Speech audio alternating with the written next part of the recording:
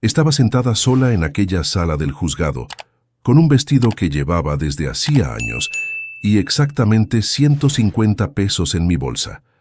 Mi esposo se había asegurado de que no pudiera pagar un abogado. Congeló todas las cuentas, canceló todas las tarjetas y le dijo a la jueza que yo estaba mentalmente inestable. Ya estaba celebrando su victoria, susurrándole chistes a su abogado sobre dónde terminaría viviendo. Tal vez en un refugio, tal vez en la calle.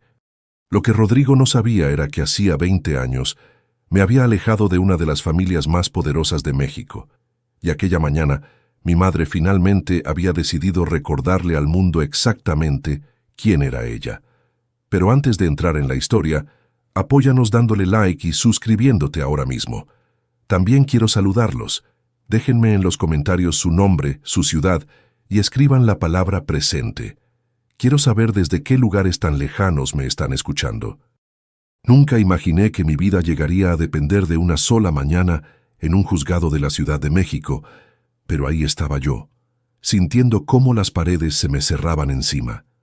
Mi nombre es Sofía, y durante 11 años había sido Sofía Delgado, esposa de Rodrigo Delgado, el hombre que una vez prometió amarme y protegerme para siempre. Ahora yo estaba sentada en una mesa de madera rayada, sola, mientras él estaba a 6 metros de distancia riéndose con su abogado como si fueran viejos amigos en un club privado. El juzgado olía a cera para pisos y café recalentado. Era mediados de febrero, y afuera de las ventanas la lluvia caía suavemente sobre las calles del centro histórico. Adentro, sin embargo, no había nada suave. Solo existía la fría realidad de en qué se había convertido mi vida.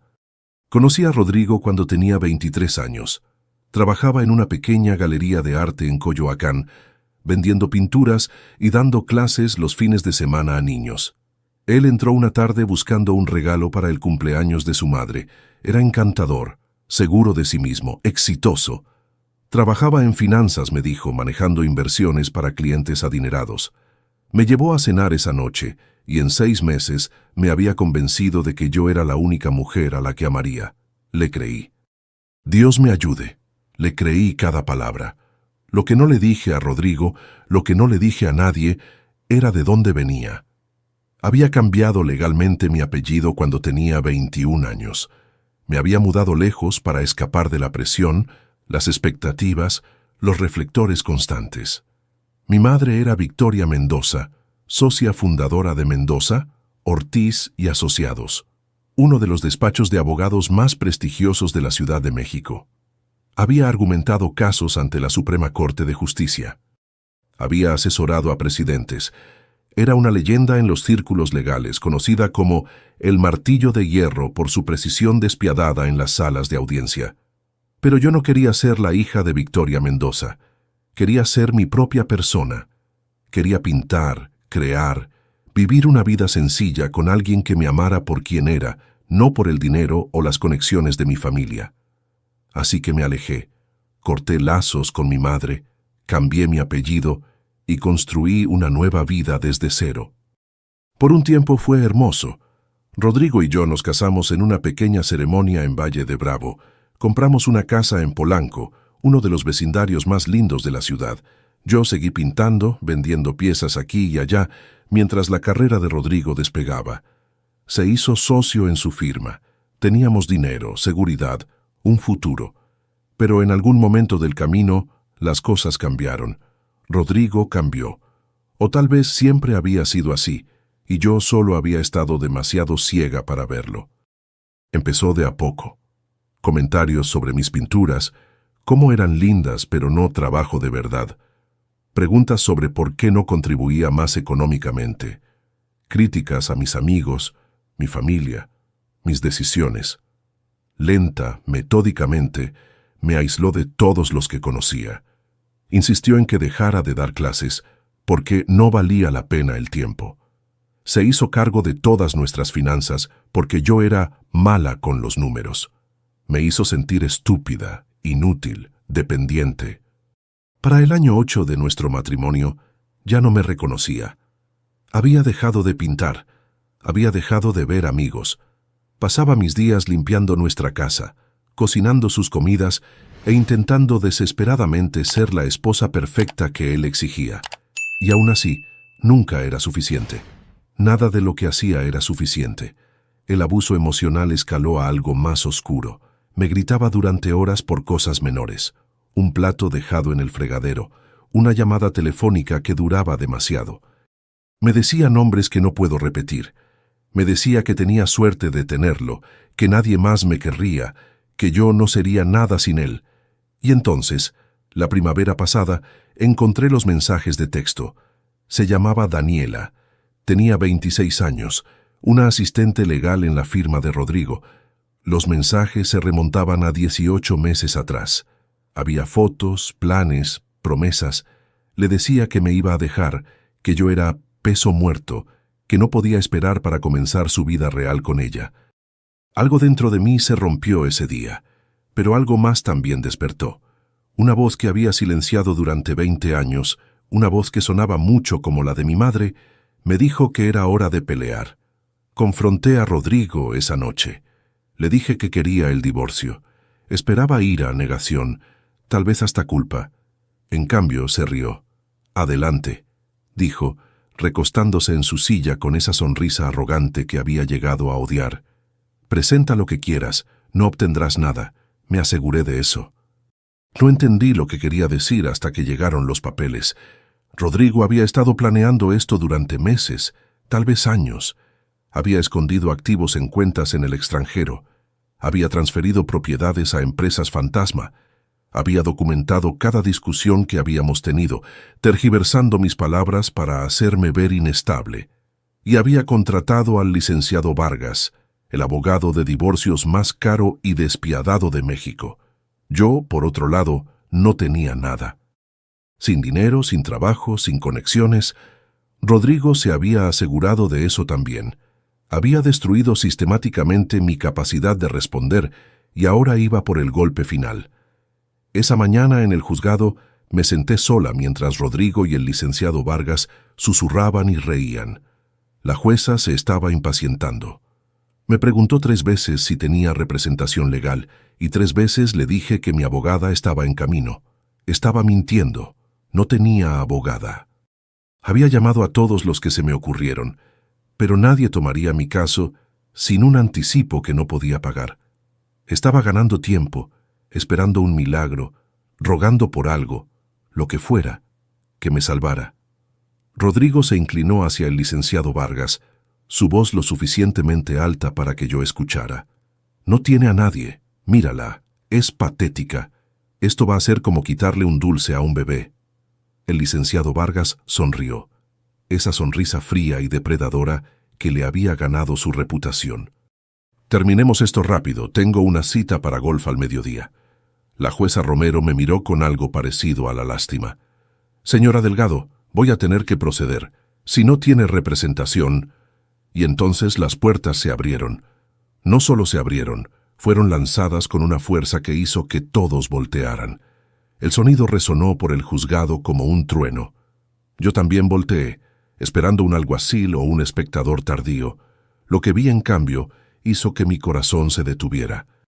De pie en la entrada había una mujer de casi 70 años, aunque su postura era completamente recta.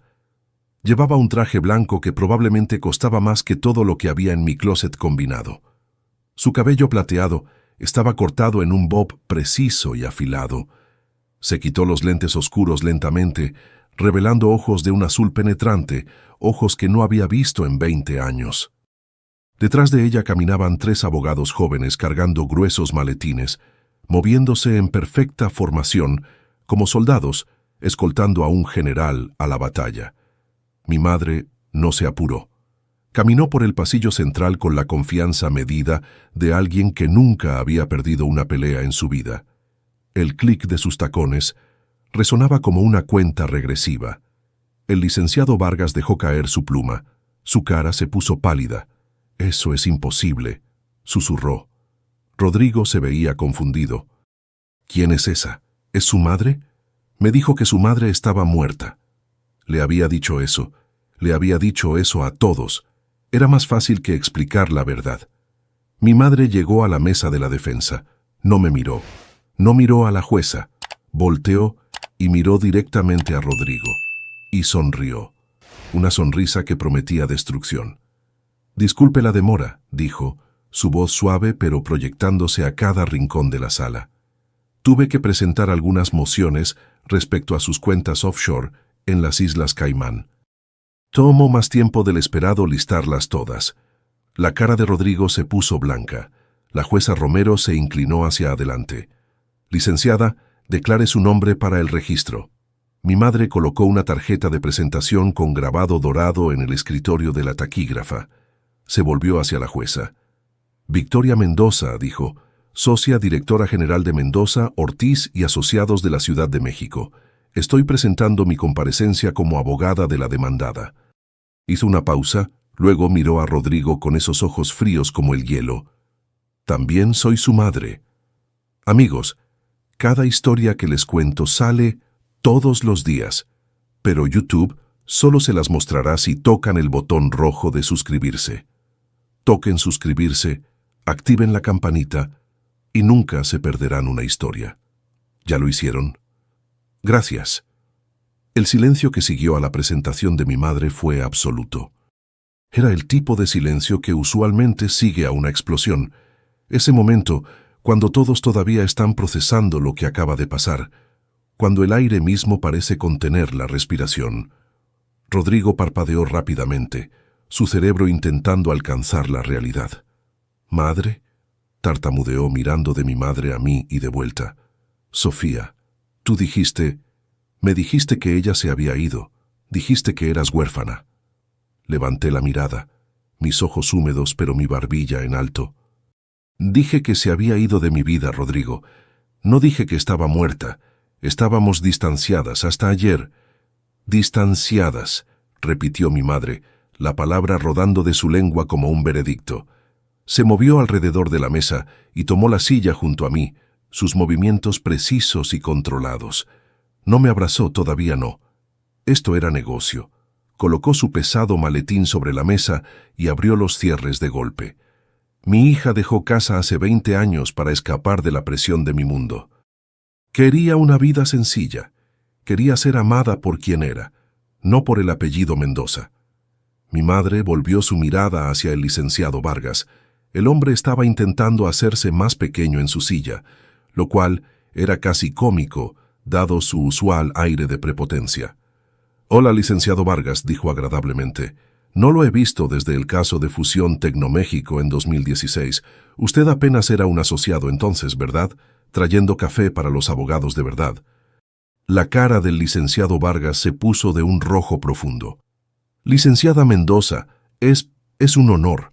No sabía que usted estaba admitida para ejercer en el Distrito Federal».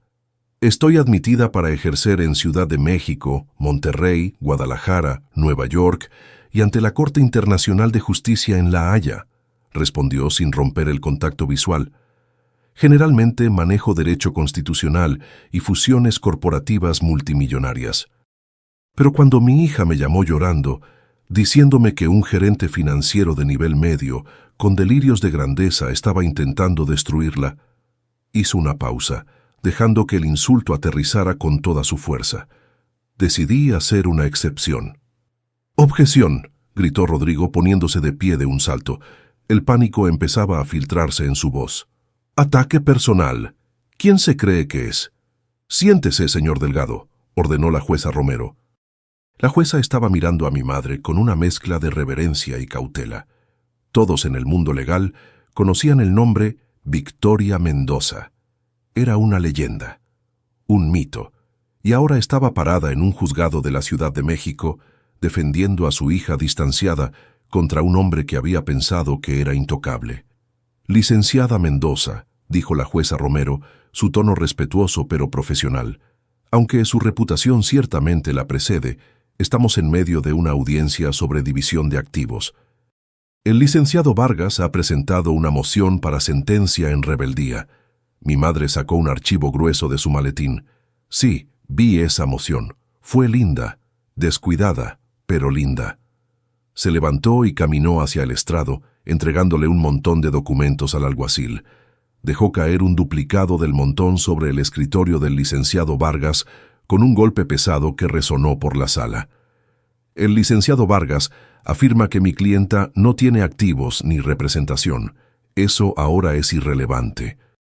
Además, el señor Delgado afirma que los activos en cuestión, la casa en Polanco, la cabaña en Valle de Bravo, el portafolio de inversiones en GBM, son su propiedad exclusiva, protegidos por un acuerdo prenupcial firmado hace 11 años. «Ese acuerdo prenupcial es inviolable», gritó Rodrigo. «Ella no obtiene nada, lo firmó». Mi madre se volvió para enfrentarlo. Se quitó los lentes y lo fijó con una mirada que podría haber congelado agua en julio. «Señor Delgado», dijo suavemente, ¿sabe usted quién escribió la plantilla estándar para la cláusula de coerción conyugal usada en el Distrito Federal? Rodrigo parpadeó. «¿Qué?» «Yo», dijo mi madre. «En 1999 redacté la legislación que define exactamente qué constituye coerción al firmar un contrato matrimonial». Tocó el documento en la mesa del licenciado Vargas. «Y según la declaración jurada que mi hija proporcionó esta mañana, usted amenazó con cancelar su seguro médico y negarse a pagar el hospicio de su abuela moribunda si ella no firmaba ese papel la noche antes de su boda». El juzgado jadeó. Escuché susurros detrás de mí, el rasguño de plumas mientras los reporteros tomaban notas. «Eso es mentira», gritó Rodrigo, su cara volviéndose morada. «Ella está mintiendo. Ella quería firmarlo. También tenemos los correos electrónicos de esa noche», continuó mi madre, su voz elevándose justo lo suficiente para atravesar sus gritos. «Recuperados del respaldo del servidor que usted pensó que había borrado. Anexo C, su señoría». La jueza Romero pasó al anexo C. Sus cejas se levantaron. El licenciado Vargas estaba pasando páginas frenéticamente, el sudor acumulándose en su frente. «Su señoría», tartamudeó el licenciado Vargas, «no hemos tenido tiempo de revisar esta evidencia. Esto es una emboscada». «¿Una emboscada?». Mi madre se rió. Fue un sonido frío, aterrador. «Licenciado Vargas, usted intentó forzar una sentencia en rebeldía contra una mujer sin abogado, mientras su cliente se burlaba de ella en su cara. No puede quejarse de justicia». Se volvió de nuevo hacia la sala, su presencia comandando cada mirada. «Ahora, hablemos de las finanzas».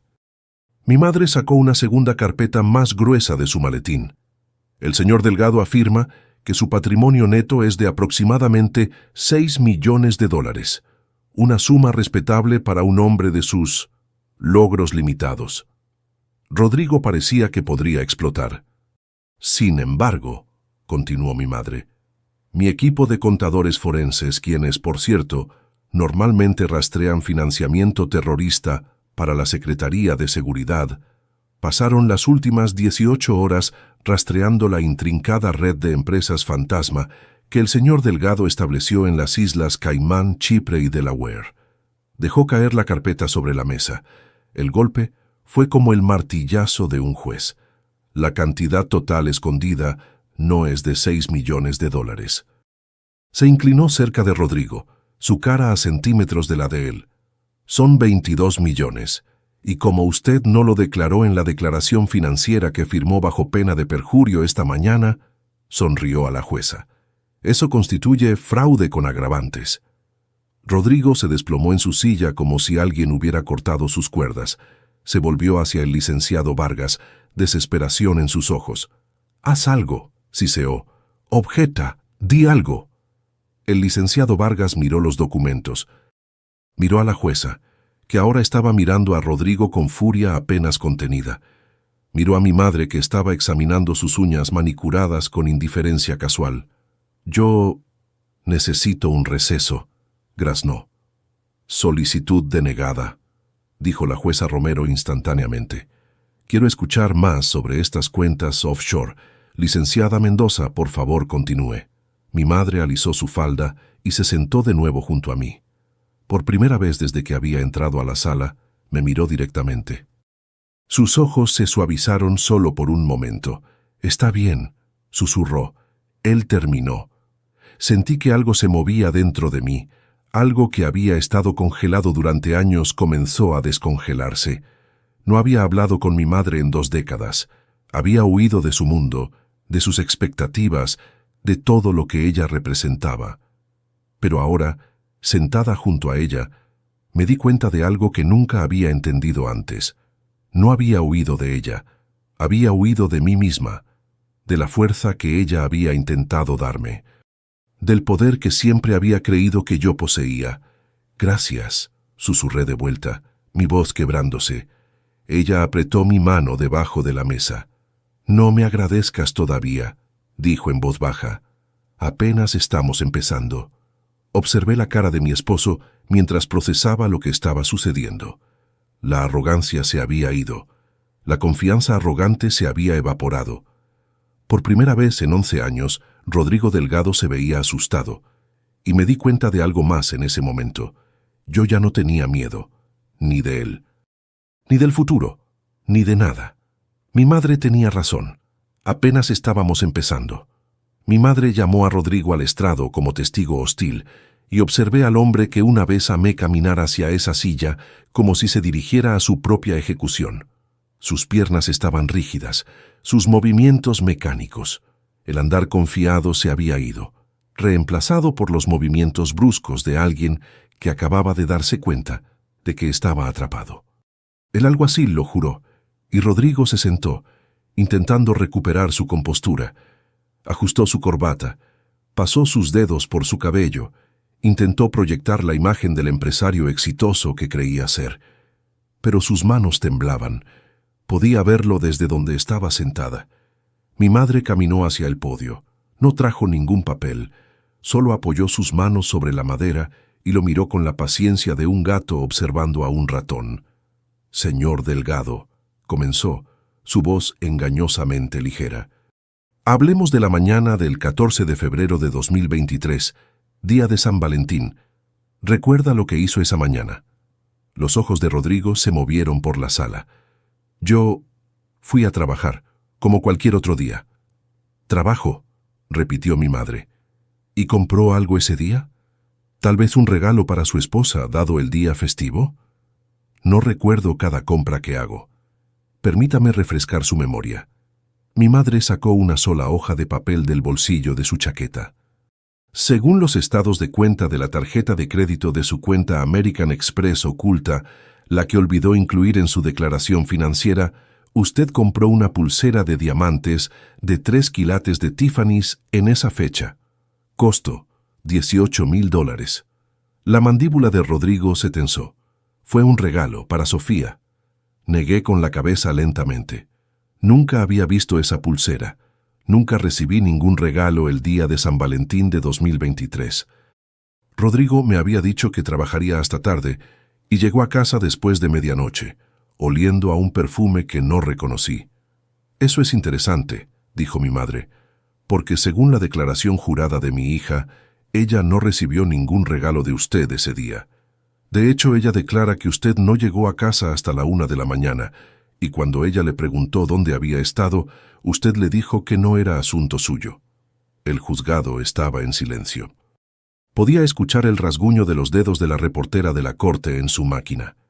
«Así que permítame preguntarle de nuevo, señor Delgado, ¿quién recibió esa pulsera de $18,000?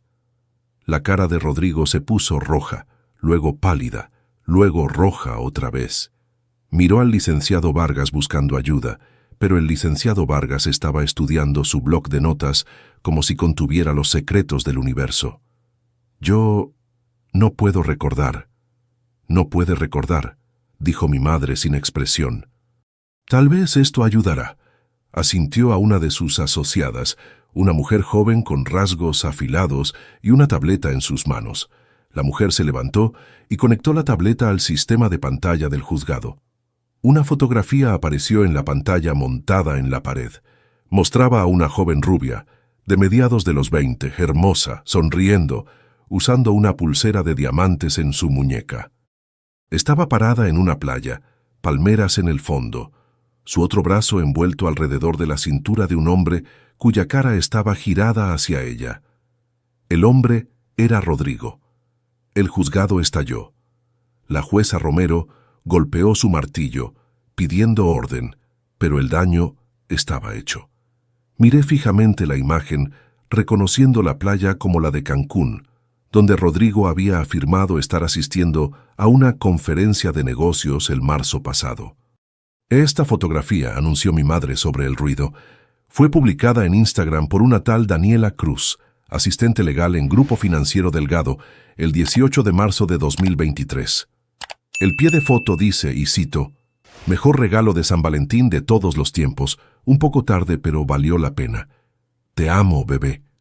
Rodrigo parecía que iba a vomitar.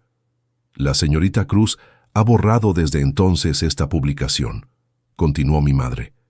Pero afortunadamente, Internet nunca olvida verdaderamente. Mi equipo la recuperó de un archivo en caché.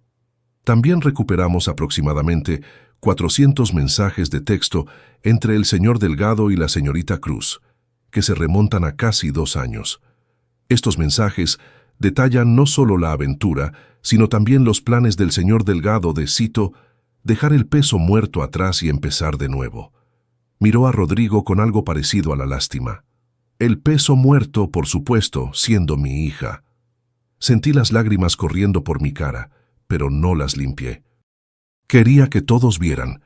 Quería que la jueza viera lo que este hombre me había hecho, cómo había destruido sistemáticamente mi autoestima mientras planeaba su escape con otra persona. La jueza Romero miró a Rodrigo con desprecio sin disimular. «Señor Delgado, hay algo que le gustaría decir». La boca de Rodrigo se abrió y cerró. No salieron palabras. Mi madre presionó. «Pasemos a los asuntos financieros, ¿le parece? Usted testificó anteriormente que su ingreso anual es de aproximadamente $400,000. ¿Es correcto?» «Sí», logró decir Rodrigo. «El mercado ha estado difícil». «El mercado ha estado difícil», repitió mi madre burlonamente. Se volvió hacia la jueza. «Su señoría, tengo aquí registros bancarios del First National Bank de las Islas Caimán. Muestran una transferencia bancaria de $3 millones entrando en una cuenta controlada por Apex Holdings LLC, una empresa registrada en Delaware con el señor Delgado como único beneficiario, el mismo día que presentó su declaración financiera alegando dificultades». Levantó un montón de papeles. «También tengo registros que muestran que el señor Delgado compró $2 millones en Bitcoin, que luego transfirió a una cartera de almacenamiento en frío. Esa cartera está actualmente en una caja de seguridad en el Banco Nacional de México, caja número 2847. Obtuvimos registros de su acceso a esa caja a través de una orden debidamente ejecutada presentada esta mañana». Rodrigo agarró los apoyabrazos de la silla de testigos tan fuerte que sus nudillos se pusieron blancos. «Usted pensó que era inteligente», dijo mi madre, acercándose a él. «Pensó que porque mi hija era amable, era débil. Pensó que su silencio significaba rendición. Pensó que podía esconder $millones, pasear a su amante por playas mexicanas y dejar a mi hija sin nada más que la ropa que llevaba puesta». Se inclinó, su voz bajando a un susurro que de alguna manera llegó a cada rincón de la sala. «Pero esto es lo que no contó, señor Delgado, no contó conmigo». El licenciado Vargas se levantó, su voz quebrándose. «Objeción, su señoría. Esto es acoso al testigo». «Denegada», dijo la jueza Romero inmediatamente. «El testigo ha cometido perjurio en el estrado. Quiero escuchar todo lo que la licenciada Mendoza tenga que decir». Mi madre se enderezó y se volvió para enfrentar a la galería. «Para el registro», anunció, «el patrimonio neto real del señor Delgado, basado en nuestro análisis forense, no es de $6 millones, ni siquiera es de 22 millones, como declaré anteriormente. Cuando incluyes las propiedades inmobiliarias que compró a través de empresas fantasma, un condominio en Miami, un apartamento en Nueva York, una villa en Costa Rica, el total asciende a aproximadamente $31 millones. Hizo una pausa, dejando que el número se asentara. $31 millones que acumuló durante su matrimonio con mi hija, $31 millones de activos matrimoniales que intentó ocultar mediante fraude, falsificación y perjurio. Rodrigo se quebró. Lo vi suceder. Algo detrás de sus ojos se hizo añicos y de repente estaba gritando, señalándome con el dedo como un arma. «¡Es mi dinero!», gritó. «Yo lo gané. Ella solo se sentaba en casa pintando sus estúpidos cuadros. Ella no contribuyó con nada. ¿Por qué debería obtener la mitad de lo que yo construí?». El juzgado quedó en silencio mortal. La jueza Romero se inclinó hacia adelante, su voz fría como el hielo. «Señor Delgado, acaba de admitir en el registro que el dinero existe y que usted intencionalmente lo ocultó para evitar que su esposa recibiera su parte equitativa». La boca de Rodrigo se quedó abierta. Miró al licenciado Vargas, quien tenía su cara enterrada en sus manos. Me miró a mí, desesperación y furia luchando en sus ojos.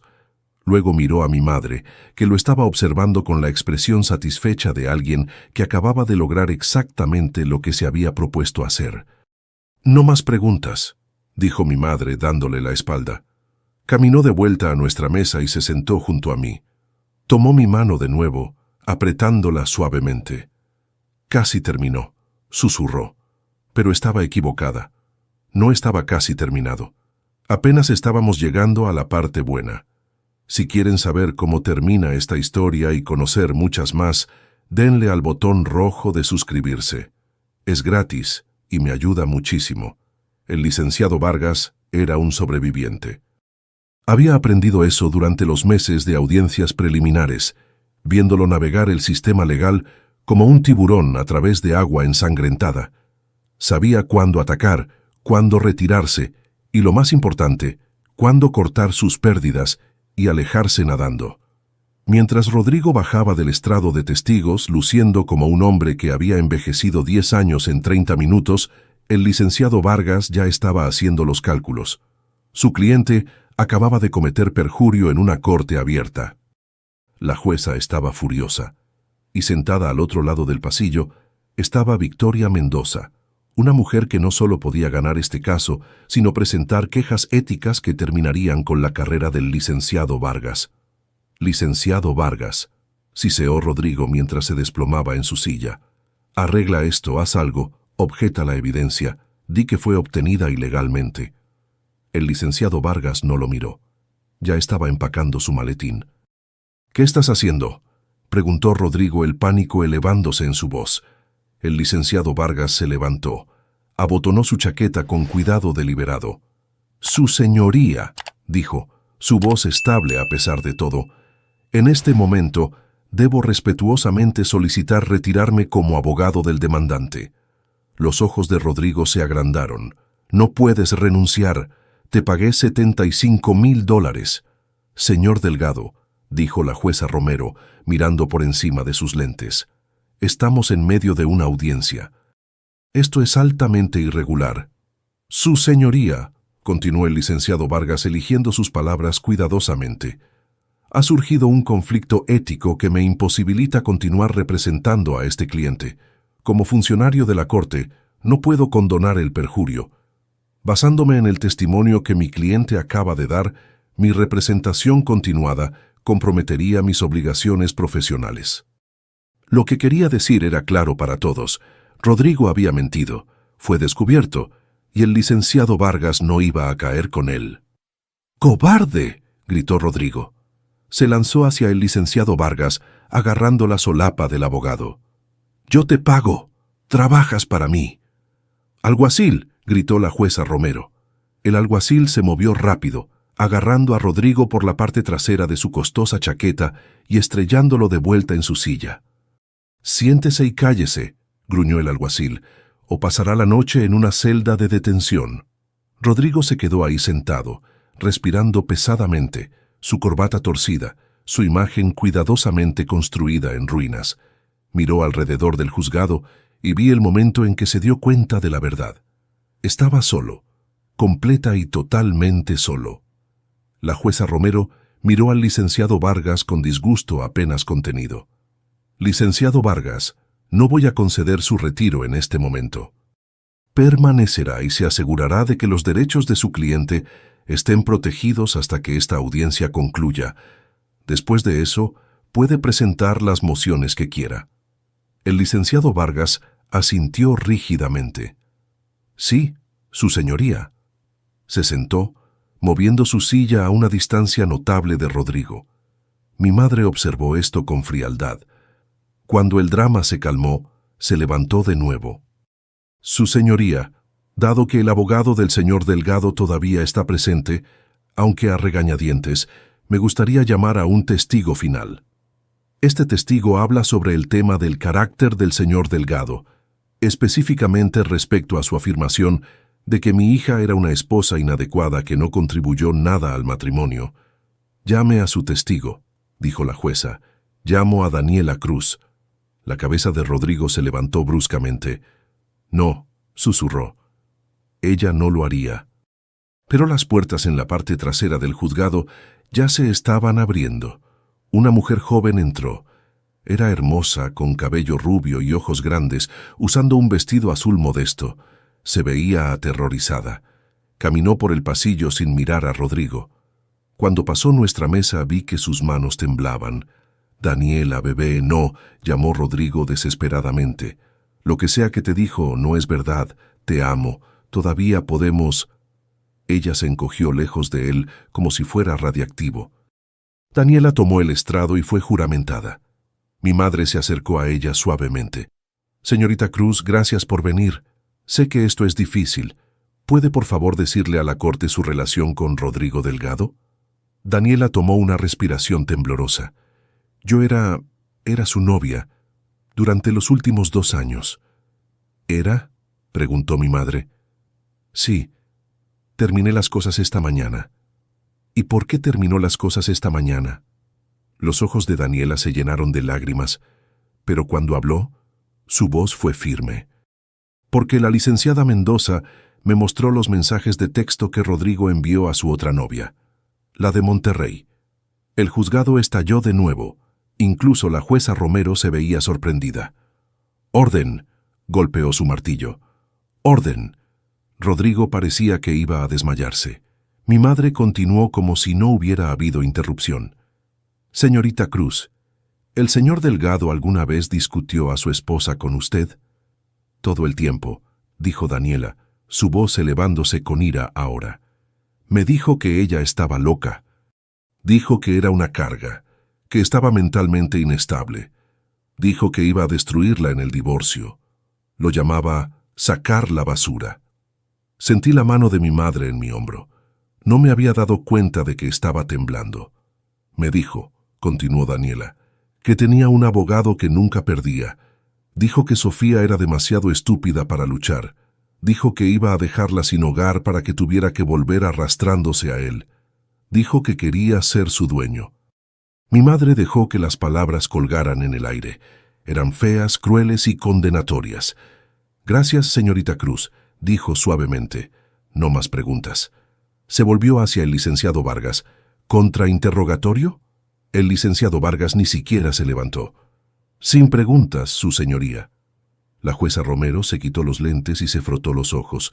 Cuando miró hacia arriba, su expresión estaba tallada en piedra. «Señor Delgado», comenzó su voz peligrosamente baja, «en mis 25 años en el estrado he visto comportamiento verdaderamente despreciable. He visto a la gente pelear por mascotas, por muebles, por hijos, pero rara vez he visto una exhibición de arrogancia, crueldad y malicia como la que he presenciado hoy». Rodrigo no levantó la mirada. «Usted vino a mi juzgado», continuó la jueza, «y se burló del proceso judicial, se burló de su esposa. Intentó usar esta corte como arma para abusar financiera y emocionalmente de una mujer que juró proteger. Cometió perjurio, cometió fraude, mantuvo múltiples aventuras mientras destruía sistemáticamente la autoestima de su esposa. Se volvió hacia mí, y su voz se suavizó ligeramente. «Señora Delgado, le debo una disculpa. El sistema judicial debería haberla protegido antes». Asentí, incapaz de hablar. El brazo de mi madre se apretó alrededor de mis hombros. «Sin embargo», dijo la jueza Romero poniéndose los lentes de nuevo, «ahora estoy en posición de rectificar esa falla.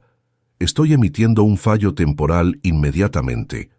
La sentencia final seguirá una vez que el equipo de la licenciada Mendoza complete una auditoría forense completa de todos los activos. Tomó su pluma. Primero, estoy congelando todos los activos pertenecientes a Rodrigo Delgado, Apex Holdings LLC, y cualquier otra entidad que él controle. El acceso se otorga únicamente a la señora Delgado y su asesoría legal. Rodrigo gimió. Segundo, estoy otorgando a la señora Delgado uso exclusivo inmediato de la residencia matrimonial en Polanco y la propiedad vacacional en Valle de Bravo. Señor Delgado, tiene 2 horas para desalojar. Puede llevarse su ropa y artículos de higiene personal. Si retira un solo mueble, una sola pintura o un solo foco, lo haré arrestar. Tercero, estoy remitiendo la transcripción de la audiencia de hoy a la oficina del fiscal general para posibles cargos criminales relacionados con perjurio, fraude y delitos financieros.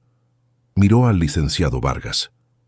Licenciado Vargas, le sugiero que coopere completamente si desea mantener su licencia. Sí, su señoría, dijo el licenciado Vargas rápidamente. Finalmente, respecto a los honorarios legales. La jueza Romero miró a mi madre. Licenciada Mendoza, dadas las circunstancias, estoy ordenando al señor Delgado pagar el 100% de los honorarios legales de la señora Delgado. Mi madre sonrió. Gracias, su señoría. Dada mi tarifa por hora estándar, eso será sustancial. La corte se levanta. El martillo cayó una última vez, y así como así, todo terminó. O eso pensé. El juzgado se vació lentamente. Los reporteros ya estaban en sus teléfonos, probablemente presentando historias sobre la espectacular caída de Rodrigo Delgado. El licenciado Vargas reunió sus cosas y se fue sin decir una palabra a su excliente. Daniela desapareció por una puerta lateral y nunca la volví a ver. Rodrigo se quedó sentado solo en la mesa del demandante, mirando fijamente la madera como si pudiera desearse desaparecer en ella. Me levanté, mis piernas temblorosas pero sosteniéndome. Mi madre estaba hablando en voz baja con una de sus asociadas, dando instrucciones que no podía escuchar del todo. Tomé una respiración profunda y caminé hacia la puerta, lista para dejar este capítulo de mi vida atrás para siempre. Sofía. Su voz me detuvo. Me volteé. Rodrigo estaba de pie ahora, su cara demacrada, sus ojos rojos. No se parecía en nada al hombre confiado que se había reído de mí hacía una hora. Se veía roto. Sofía, por favor, no puedes hacer esto. ¿A dónde voy a ir? ¿Qué voy a hacer? Lo miré fijamente. Parte de mí, una parte pequeña y patética que odiaba, sentía algo parecido a la lástima. Este era el hombre que había amado durante más de una década. El hombre con quien había construido una vida. El hombre en quien había creído. Pero luego recordé los años de críticas, el menosprecio constante, el aislamiento de todos los que me importaban, las noches que lloré hasta quedarme dormida mientras él estaba con otras mujeres. La mañana en que encontré esos mensajes de texto y sentí que mi mundo entero se hacía añicos. Abrí la boca para responder, pero mi madre se interpuso entre nosotros. Su presencia era como un muro de hielo.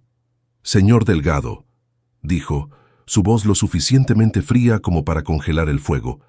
«Mi hija no habla con criminales. Si tiene algo que decir, puede decírselo a mi asociado». Hizo un gesto a uno de los abogados jóvenes.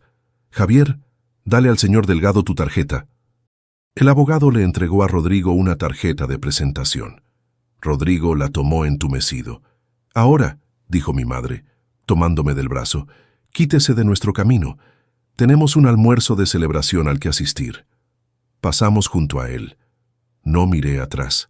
Salimos a la tarde de febrero. La lluvia había parado, y la pálida luz del sol se abría paso entre las nubes. Tomé una respiración profunda del aire frío, sintiéndolo llenar mis pulmones, sintiéndome viva por primera vez en años. Un sedán negro estaba esperando en la acera, pero no era el auto de mi madre. La ventana bajó, y vi a un hombre en el asiento trasero. Tenía unos 60 años, con cabello plateado y una cara que parecía tallada en granito. Me congelé. ¿Papá? Mi padre.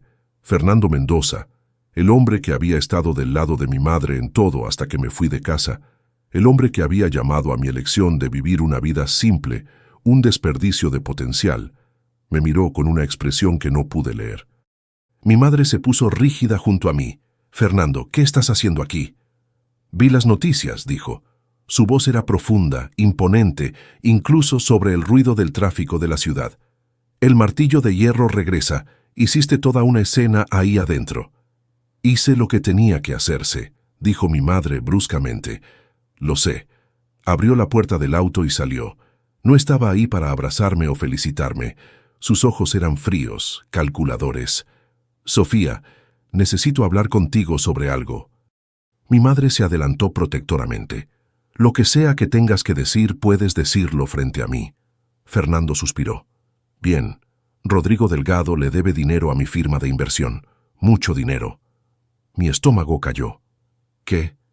«Hace 6 meses, Rodrigo vino a mí por un préstamo privado. Dijo que necesitaba capital para una expansión de negocios.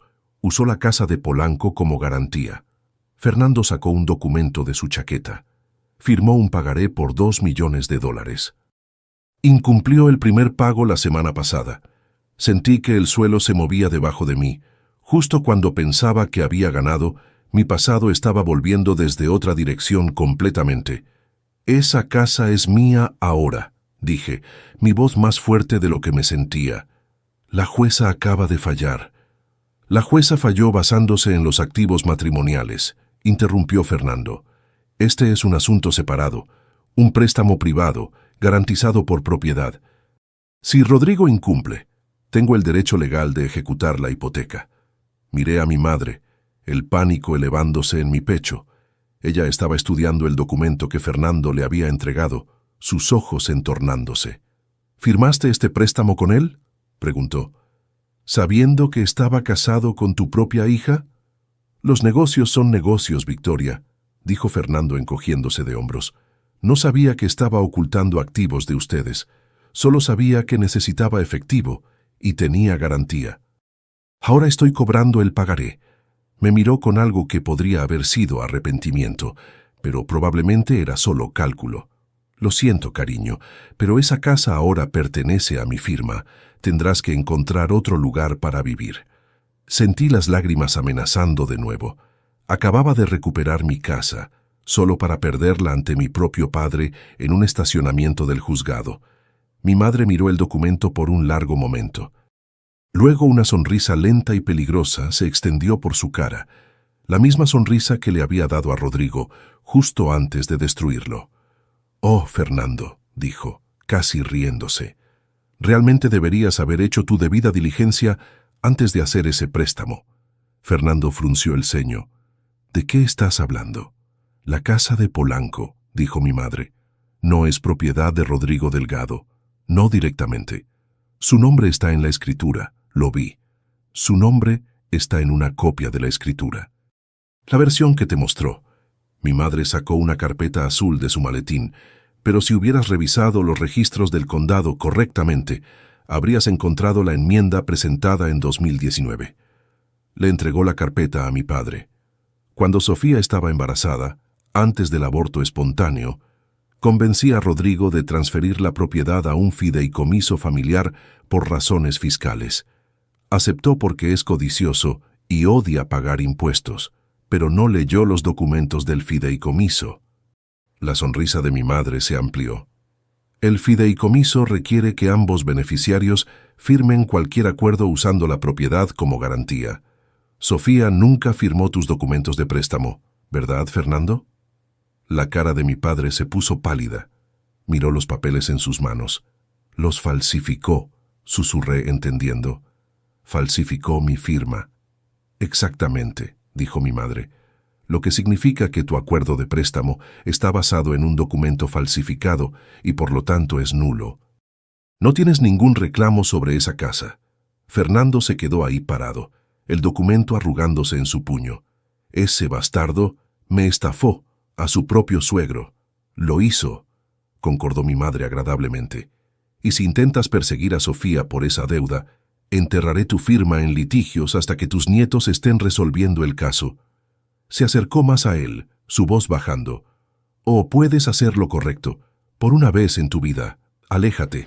Ve tras Rodrigo personalmente por lo que te debe. Toma su reloj, su auto, lo que puedas conseguir, pero deja a nuestra hija en paz». Fernando me miró. Realmente me miró, por lo que se sentía como la primera vez en 20 años. Vi algo parpadear en sus ojos, no exactamente remordimiento, pero algo cercano a eso. «Sofía», dijo, su voz áspera, «lo siento. No debí haber hecho negocios con él. No sabía sobre la falsificación». Miré fijamente a mi padre. Años atrás habría rogado por su aprobación. Habría hecho cualquier cosa para escucharlo decir que estaba orgulloso de mí. Ahora solo me sentía cansada. «Está bien, papá», dije. «Puedes irte ahora». Asintió una vez, rígidamente. Volvió a subir a su auto. La puerta se cerró y el vehículo se alejó en el tráfico. Lo vi desaparecer, luego me volví hacia mi madre. «Gracias», dije, «por todo». Puso su brazo alrededor de mí y por primera vez en 20 años me permití apoyarme en su abrazo. «No me agradezcas todavía», dijo suavemente. «Todavía tenemos trabajo que hacer, pero por ahora vayamos a ese almuerzo. Me muero de hambre». 3 meses después, la primavera había llegado a la Ciudad de México. La lluvia se había ido, reemplazada por el brillante sol y los primeros indicios de verde en los árboles. Y yo estaba parada en medio de una galería en el corazón del barrio de Roma, rodeada de mis pinturas. La exposición se llamaba Renacimiento. Había pasado los meses anteriores redescubriéndome. Había empezado a pintar de nuevo, realmente pintar, no los intentos a medias que había hecho durante mi matrimonio cuando Rodrigo criticaba cada pincelada. Me había reconectado con viejos amigos, había empezado terapia, había comenzado a sanar, la galería estaba repleta, meseros circulaban con champaña y aperitivos, la iluminación era perfecta, iluminando los grandes lienzos vibrantes que colgaban en las paredes blancas. Cada pintura contaba una parte de mi historia, la oscuridad que había soportado, la pelea que había librado y la luz que había encontrado del otro lado. La pieza central era una pintura que había titulado El martillo. Representaba una escena estilizada de una sala de audiencias, con una figura de luz rompiendo cadenas de oscuridad. Era lo más personal que jamás había creado, y fue la primera en venderse. «Es magnífica, Sofía», dijo un coleccionista, presionando una copa de champaña en mi mano. «Pagaré lo que pidas. Di tu precio». Sonreí, todavía sin poder creer que esto fuera real. «Gracias, significa todo para mí». Desde el otro lado de la sala, capté el ojo de mi madre. Estaba bebiendo un martini, luciendo elegante como siempre, en un vestido plateado. Levantó su copa en un brindis sutil, y yo levanté la mía de vuelta. Habíamos recorrido un largo camino desde ese día en el juzgado. El distanciamiento que había durado 20 años se estaba sanando lentamente. Ahora hablábamos por teléfono cada pocos días. Me había ayudado a montar mi estudio, navegar las secuelas legales del divorcio, e incluso me presentó a dueños de galerías que estaban interesados en mostrar mi trabajo. También había aprendido más sobre por qué me había ido en primer lugar. Mi madre no había sido fría o sin amor, había estado aterrorizada. Aterrorizada de que su carrera demandante me hubiera alejado, aterrorizada de haberme fallado como madre. Cuando la llamé esa noche desesperada antes de la audiencia, estuvo en un avión en cuestión de horas. Habría venido antes, me había dicho durante una cena la semana pasada. Si hubiera sabido lo que te estaba haciendo, habría venido el día que te casaste con él. Lo sé, había dicho. No estaba lista para dejarte. El decreto de divorcio final había llegado hace un mes. Los contadores forenses habían rastreado cada peso que Rodrigo había escondido. Las cuentas offshore, las criptomonedas, las empresas fantasma. El total ascendió a casi 34 millones de dólares, todo lo cual ahora se consideraba propiedad matrimonial sujeta a división equitativa. No quería todo, no necesitaba todo, pero quería suficiente para reconstruir mi vida, para comenzar mi fundación para sobrevivientes de abuso doméstico y para nunca sentirme dependiente de nadie nunca más. La jueza me había otorgado el 60% de los activos, más un acuerdo adicional por angustia emocional y la conducta fraudulenta de Rodrigo. Los honorarios legales de mi madre, que eran, como ella había prometido, sustanciales, salieron de la parte restante de Rodrigo. Rodrigo mismo estaba en prisión. El fiscal general había actuado rápidamente después de recibir la transcripción de la audiencia. Rodrigo fue acusado de fraude electrónico, lavado de dinero, perjurio y falsificación. Se declaró culpable para evitar un juicio, pero la jueza no mostró misericordia. 5 años en prisión federal, seguidos de 3 años de libertad supervisada. La última vez que lo vi fue en su audiencia de sentencia. Se veía terrible, delgado, pálido, sus trajes caros reemplazados por un uniforme naranja. Fue sacado del juzgado esposado y no me miró ni una vez. No sentí nada, ni satisfacción, ni lástima, ni ira. Solo nada. Era parte de mi pasado ahora, y mi pasado ya no podía lastimarme. Mi madre se acercó sacándome de mis pensamientos. «Has vendido cada pieza», dijo, orgullo genuino en su voz. «Cada una. Puntos rojos por todas partes». «No puedo creerlo», admití. «Hace 6 meses no pensaba que volvería a pintar nunca. No pensaba que volvería a hacer nada». «Te subestimas», dijo mi madre. «Siempre lo has hecho. Pero eres más fuerte de lo que crees, Sofía. Sobreviviste 11 años con ese hombre. Entraste a ese juzgado sin nada más que tu coraje. Yo solo te ayudé a terminar la pelea». La abracé entonces, sin importar quién estuviera mirando. Se puso rígida por un momento. Los viejos hábitos mueren difícilmente, pero luego me abrazó de vuelta ferozmente. «Te amo, mamá», dije. «Yo también te amo, cariño. Más de lo que jamás sabrás». Los meses que siguieron fueron un torbellino de nuevos comienzos. Compré una casa, no una mansión, solo una casa colonial modesta en San Ángel, con un estudio soleado en la parte trasera donde podía pintar. Adopté un perro rescatado, un mestizo despeinado llamado Bruno, que parecía tan agradecido por una segunda oportunidad como yo. Empecé a dar clases de arte de nuevo, esta vez a sobrevivientes de abuso doméstico en un refugio local. La fundación con la que había soñado finalmente se estaba convirtiendo en realidad. La llamé Nuevo Lienzo, y su misión era simple: proporcionar asistencia financiera, apoyo legal y salidas creativas para personas escapando de relaciones abusivas.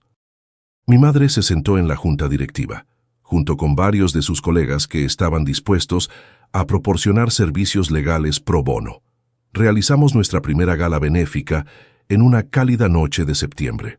El lugar estaba repleto de donantes, artistas y defensores.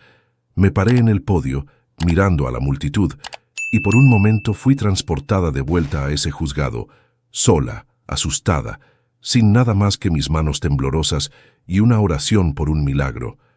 Pero ya no era esa mujer. «Gracias a todos por estar aquí», comencé, mi voz firme.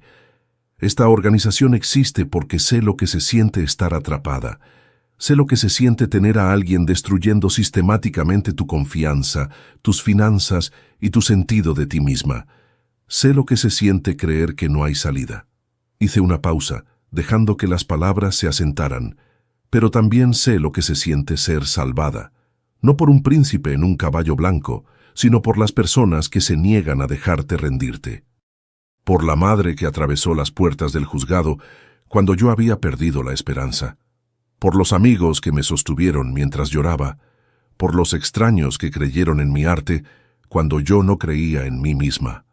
Miré a mi madre, sentada en la primera fila. Sus ojos brillaban. Nuevo Lienzo no se trata solo de escapar del abuso. Se trata de reconstruir. Se trata de encontrar tu voz de nuevo, tu creatividad, tu poder. Se trata de tomar las piezas rotas de tu vida y hacer algo hermoso con ellas. Levanté mi copa. Por las segundas oportunidades, por los nuevos lienzos y por todos los que se niegan a dejar que la oscuridad gane. El aplauso fue atronador. Después de que los discursos terminaron y los donantes habían escrito sus cheques, Me encontré sola en el balcón, mirando las luces de la ciudad. La Ciudad de México nunca me había parecido más hermosa que en ese momento.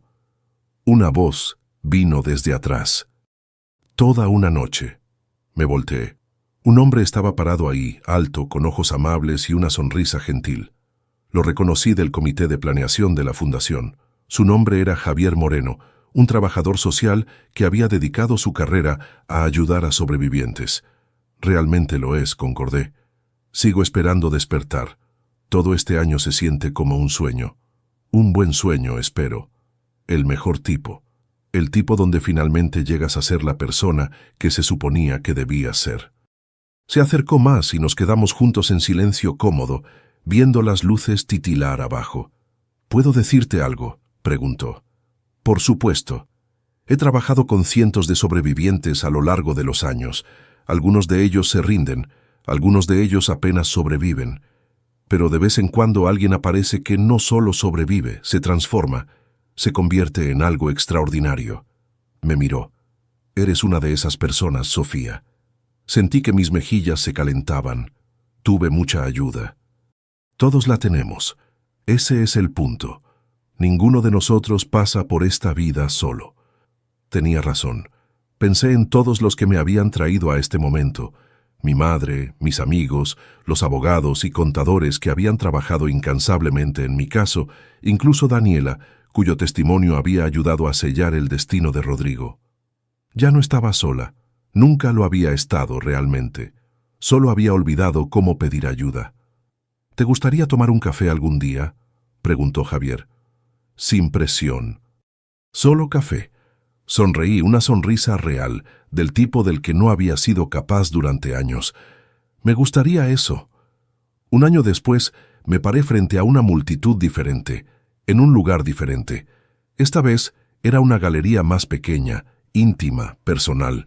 Las paredes estaban llenas de pinturas del programa Nuevo Lienzo, creadas por sobrevivientes que habían encontrado sus voces a través del arte.